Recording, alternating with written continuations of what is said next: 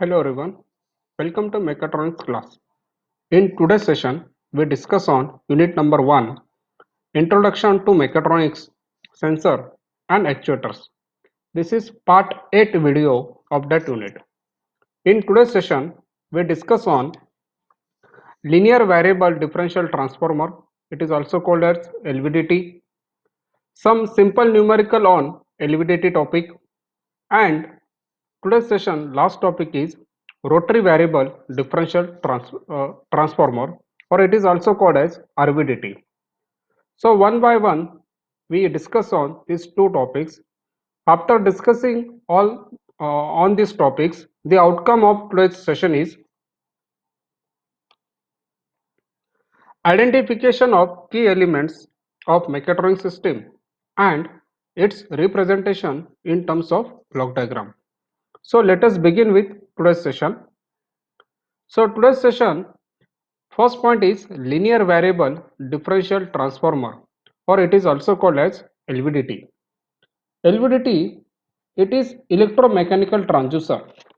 It converts rectilinear displacement of any object to which it is coupled mechanically in electrical signal proportional to it. So in this two diagram, we show that the construction of LVDT. Now this LVDT is made up of two main components. Now first one is a movable armature and second one is outer transformer windings. This LVDT consists of three windings. Center one is primary winding. So in this figure, so this is the primary winding. So in this will be a primary winding, and the other two are secondary windings. Now these are two secondary windings. So this is secondary winding coil 1, this is secondary winding coil 2. So this will be in this figure. These are two secondary windings. Now these secondaries are identical and placed symmetrical about the primary. The secondary coils are connected in series in oppositions. Now these two secondary windings, they are connected in series in opposite directions. The moving element of LVDT is called as core. So this is the core in this LVDT. It is a cylindrical armature made up of ferromagnetic material. It is free to move along the axis of the tube. So this core is freely to move along the axis of the core. At one end, the core is coupled to an object whose displacement is to be measured, while the other end moves freely inside the coil's hollow bore. Now let us discuss about the working of LVDT. Now this is the circuit diagram of LVDT. An alternating current is connected to the primary. So in this figure, this alternating current we connected to the primary winding. This current must be of appropriate amplitude and frequency. It is also called as primary excitation. The frequency is usually in the range of 1 to 10 kHz. This current causes a voltage to be induced in each secondary proportional to its mutual inductance with the primary. While the frequency of induced voltage is same as that of excitation frequency, its amplitude varies with the position of the ion core. So, as the core moves, the voltage induced in the secondaries changes due to change in mutual inductance. The coils are connected in series but in opposite phases. So, so that the output voltage is the difference between the two secondary voltage. Now let us consider the three cases. Now in these three cases we have to check that whether the core is not moving or it is exactly at the center. Now second case is that if the core is moves towards the left hand side, and third condition is that if the core is moves towards the right hand side. Now these three cases we have to check it. Now case number 1, if core is exactly at the center, or it is called as a null positions.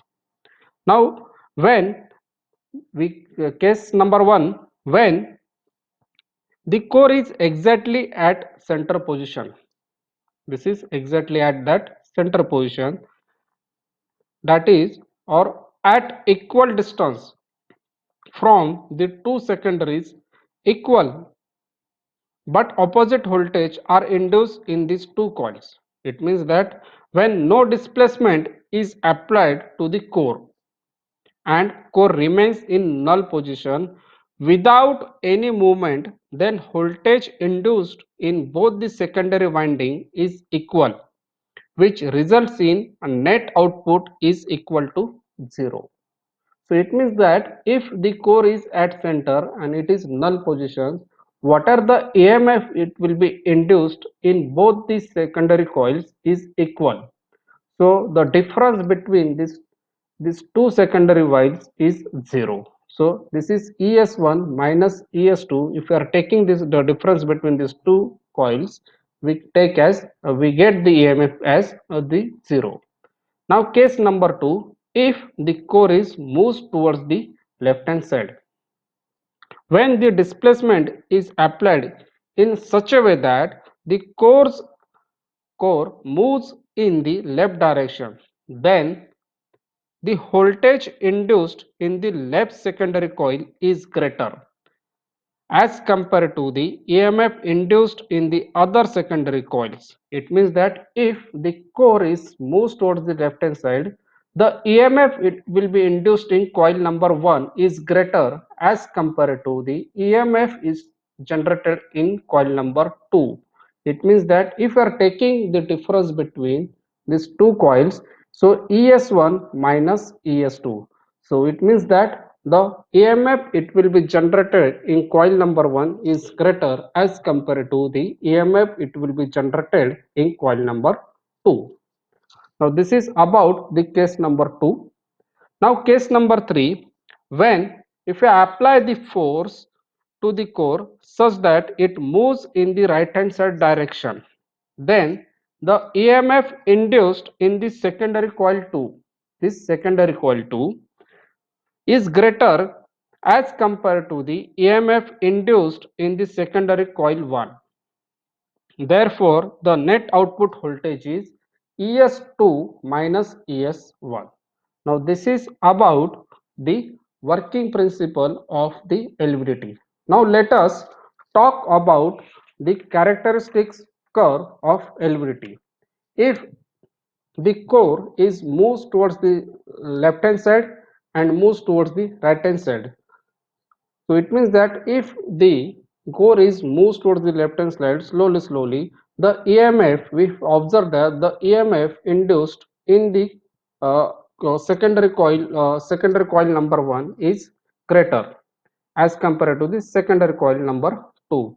So slowly it should be a like this. So the nature of the current should be a linear one.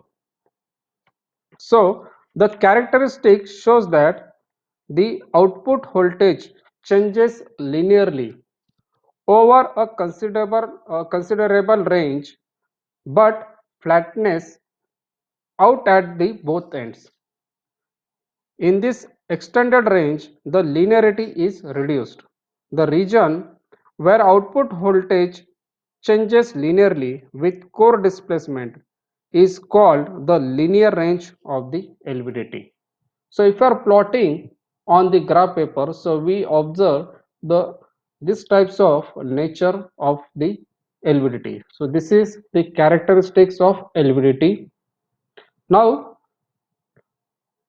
next is the advantages of LVDT. There are so many advantages. So one by one we can go through that. So first is infinite resolution is present in LVDT. Second, high output. Next, LVDT gives high sensitivity, very good linearity, ruggedness. LVDT produce less friction, low hysteresis. LVDT gives low power consumption. There is no contact between the core and the coils, hence infinite resolution and no hysteresis. Non-contact ensures long life with no significant deteriorations of performance. Sensitivity is high as 40 millivolt per mm. Power consumption is less than 1 watt, and last is better linear characteristics. So these are some advantages of LVDT. Now let us discuss about the disadvantages of LVDT. Very high displacement is required for generating high voltage. Shielding is required since it is sensitive to magnetic field. The performance of the transducer gets affected by vibrations. It is greatly affected by temperature changes, and lastly, the mass of core and the friction limits the capabilities of sensors for dynamic measurements. These are the some disadvantages of LVDT. Now let us talk about the applications of LVDT. Position feedback in servo mechanism.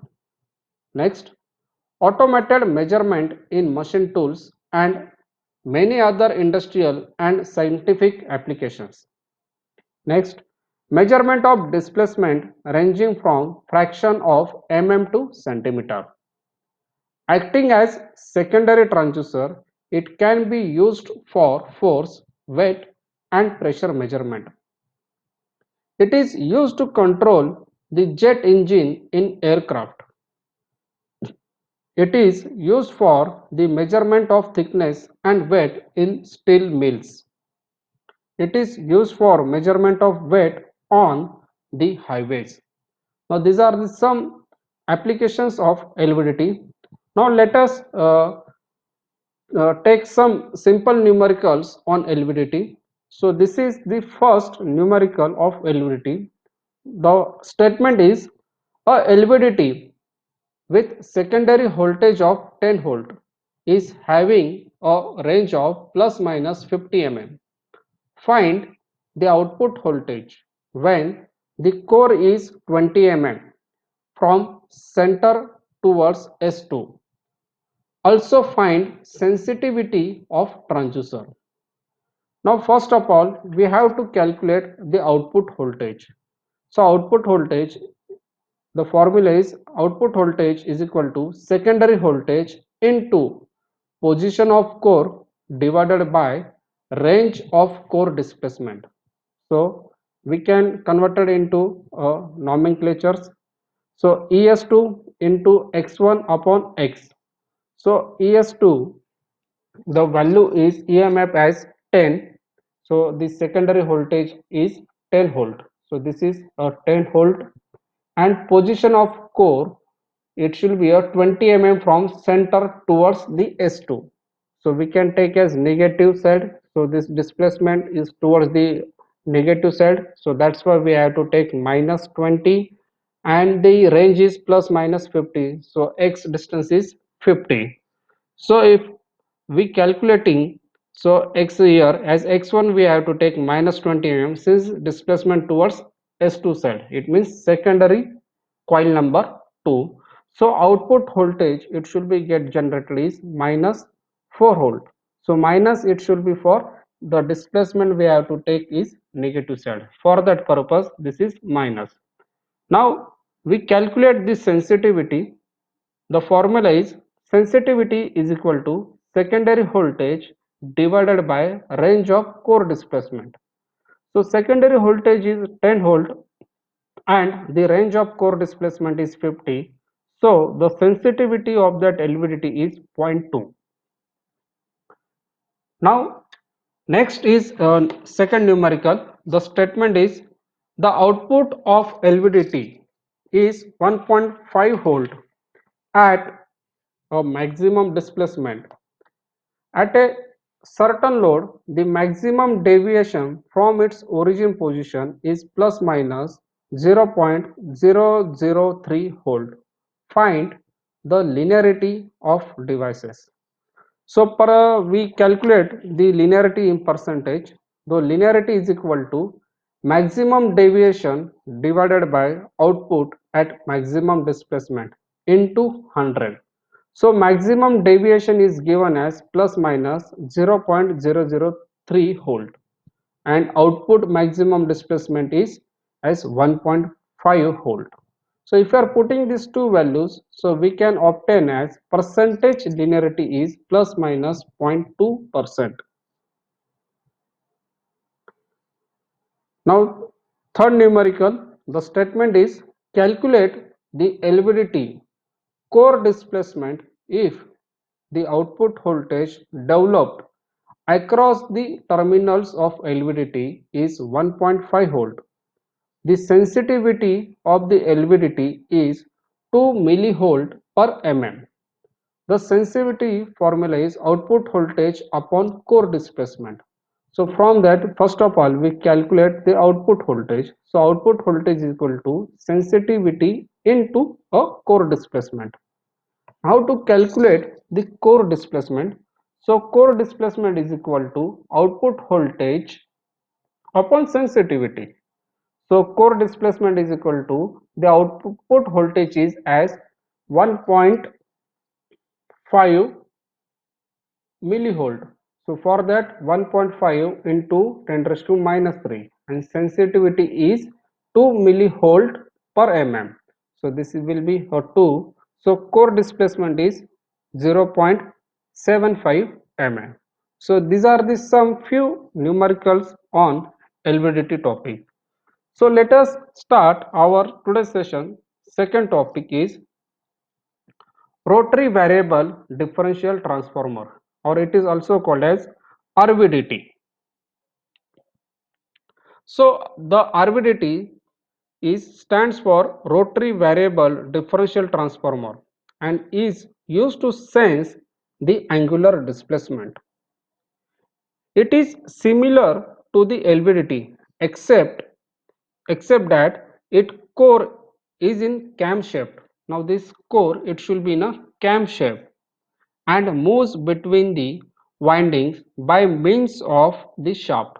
So this core, it should be get mounted on the shaft and it should be get rotated between these two windings. This is primary winding and this will be a secondary winding. RVDT is used where precise angular movement is to be measured. RVDT uses the same principle as the LVDT. So RVDT is for angular one. So from this angular in RVDT we have to measure the angular motion or angular displacement of the instruments. So this is the construction and circuit diagram of RVDT. So the basic construction of RVDT we can show in this figure.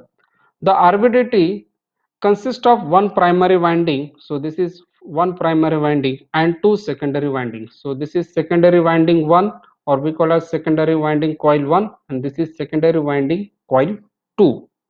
The EMF induced in the secondary winding is a function of rotary displacement. The both secondary windings are placed in such a way that to produce EMF 180-degree out of phase to each other. So let us discuss and the cases of that the RVDT, because the working is very similar to LVDT.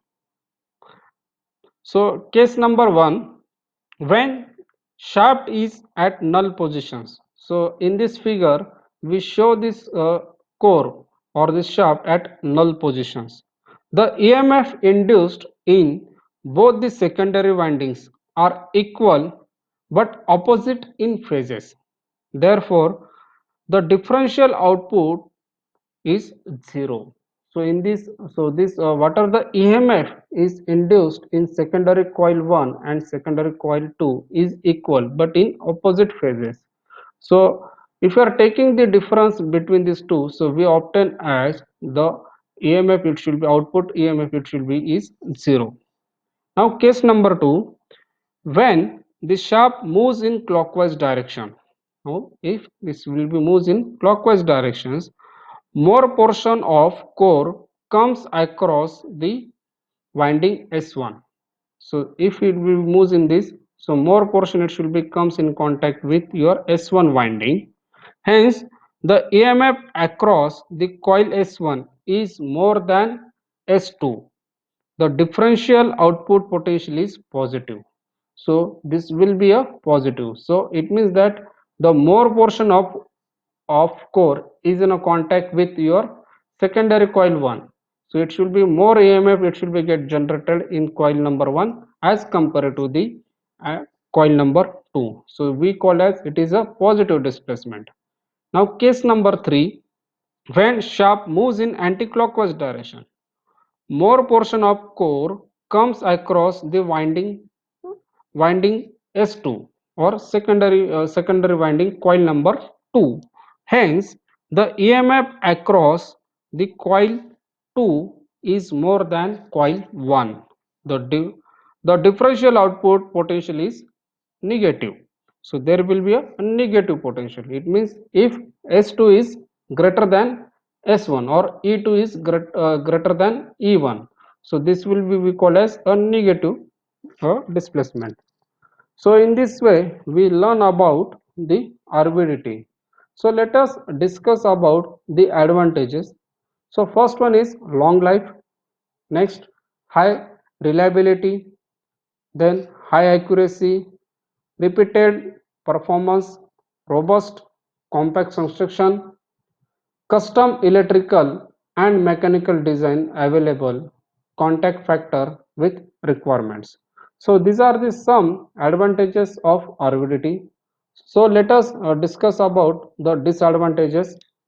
The contact between plunger and the measuring surface is always not possible. And last disadvantage is RVDT produce linear output for about plus minus 40 degree, which limits its usability. Now these are the some disadvantages of RVT. Let us talk about the application: flight control actuation and navigation system, fuel controls and valves, cockpit controls, nose wheel steering system, and last is missile fin actuation. Now these are the some the applications of RVT. So in these sessions we learn about the LVDT and RVT. So thank you for watching this today's sessions. Thank you very much.